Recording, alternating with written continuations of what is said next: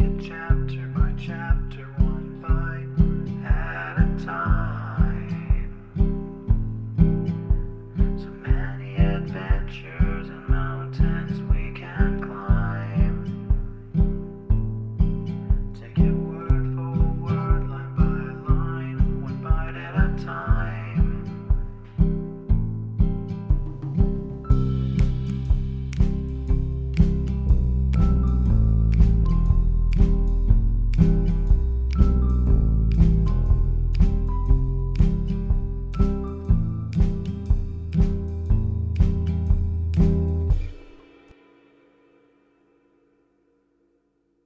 Welcome to Bite at a Time Books, where we read you your favorite classics one bite at a time. My name is Bree Carlile, and I love to read, and wanted to share my passion with listeners like you. If you want to know what's coming next and vote on upcoming books, sign up for our newsletter at biteatatimebooks.com. You'll also find our new t-shirts in the shop, including podcast shirts and quote shirts from your favorite classic novels. Be sure to follow my show on your favorite podcast platform so you get all the new episodes. You can find most of our links in the show notes, but also our website, biteatatimebooks.com, includes all of the links for our show, including to our Patreon to support the show, and YouTube, where we have special behind the narration of the episodes. We're part of the Bite at a Time Books Productions Network. If you'd also like to hear what inspired your favorite classic authors to write their novels, and what was going on in the world at the time, check out the Bite at a Time Books Behind the Story podcast, wherever you listen to podcasts. Please note, while we try to keep the text as close to the original as possible, some words have been changed to honor the marginalized communities who've identified the words as harmful, and to stay in alignment with Bite at a Time Books' brand values. Today we'll be continuing Les Miserables by Victor Hugo. Chapter 3. Two misfortunes make one piece of good fortune. On the following morning, at daybreak, Jean Valjean was still by Cosette's bedside. He watched there motionless, waiting for her to wake. Some new thing had come into his soul. Jean Valjean had never loved anything. For 25 years, he had been alone in the world. He had never been father, lover, husband, friend. In the prison, he had been vicious, gloomy, chaste, ignorant, and shy. The heart of that ex-convict was full of virginity. His sister and his sister's children had left him only a vague and far-off memory, which had finally almost completely vanished. He had made every effort to find them. And not having been able to find them, he had forgotten them. Human nature is made thus. The other tender emotions of his youth, if he had ever had any, had fallen into an abyss. When he saw Cosette, when he had taken possession of her, carried her off and delivered her, he felt his heart moved within him. All the passion and affection within him awoke and rushed towards that child. He approached the bed where she lay sleeping and trembled with joy. He suffered all the pangs of a mother, and he knew not what it meant.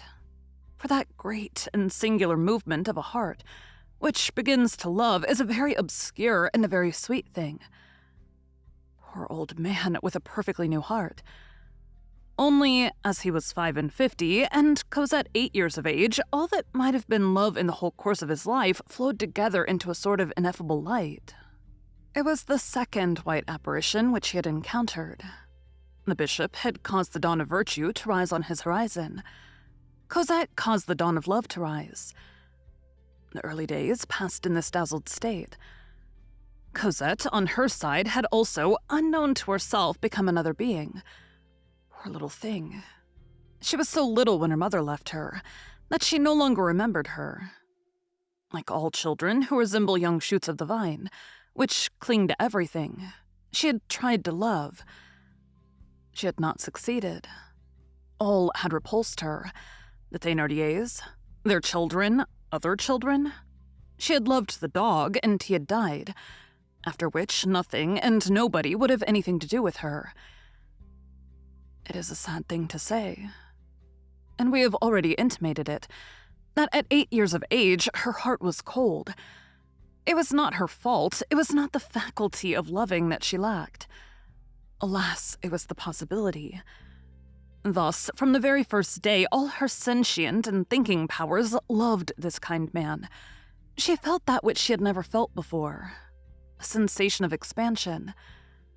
The man no longer produced on her the effect of being old or poor.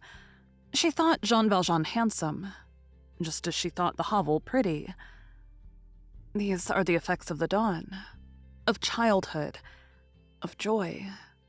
The novelty of the earth and of life counts for something here. Nothing is so charming as the coloring reflection of happiness on a garret.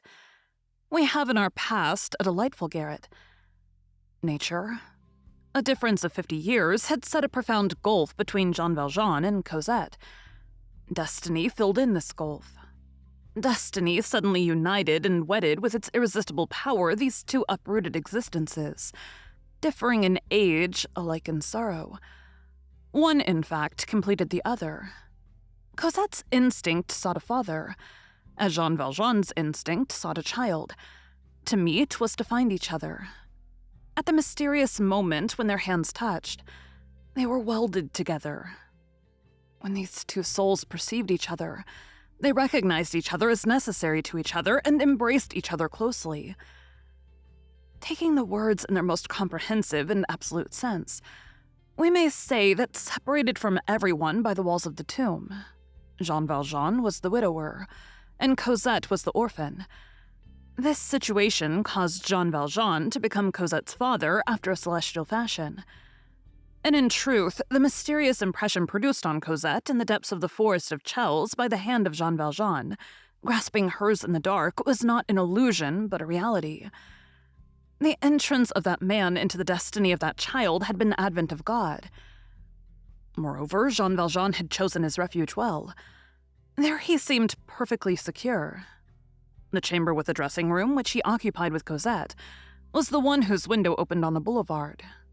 This being the only window in the house, no neighbor's glances were to be feared from across the way or at the side.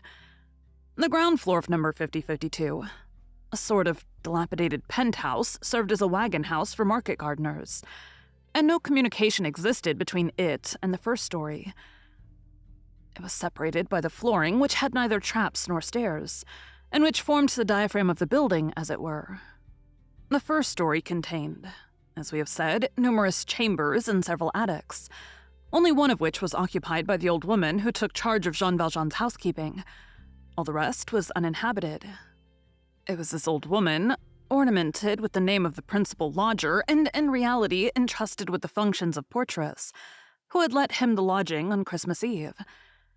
He had represented himself to her as a gentleman of means who had been ruined by Spanish bonds, who was coming there to live with his little daughter. He had paid her 6 months in advance, and had commissioned the old woman to furnish the chamber and dressing room, as we have seen. It was this good woman who had lighted the fire in the stove and prepared everything on the evening of their arrival. Week followed week. These two beings led a happy life in that hovel. Cosette laughed, chattered, and sang from daybreak. Children have their morning song as well as birds. It sometimes happened that Jean Valjean clasped her tiny red hand, all cracked with chilblains, and kissed it. The poor child, who was used to being beaten, did not know the meaning of this and ran away in confusion. At times, she became serious and stared at her little black gown. Cosette was no longer in rags. She was in mourning. She had emerged from misery, and she was entering into life. Jean Valjean had undertaken to teach her to read. Sometimes, as he made the child spell, he remembered that it was the idea of doing evil that he had learned to read in prison. This idea had ended in teaching a child to read. Then the ex-convict smiled with the pensive smile of the angels. He felt in it a premeditation from on high, the will of someone who was not a man, and he became absorbed in reverie. Good thoughts have their abysses as well as evil ones. To teach Cosette to read and to let her play. This constituted nearly the whole of Jean Valjean's existence. And then he talked of her mother and he made her pray. She called him father, and knew no other name for him. He passed hours in watching her dressing and undressing her doll, and in listening to her prattle. Life henceforth appeared to him to be full of interest. Men seemed to him good and just. He no longer reproached anyone in thought.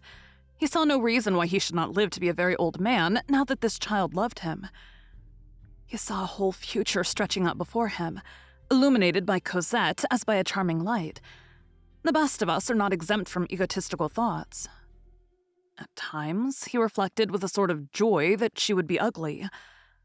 This is only a personal opinion, but to utter our whole thought, at the point where Jean Valjean had arrived when he began to love Cosette, it is by no means clear to us that he did not need this encouragement in order that he might persevere in well-doing.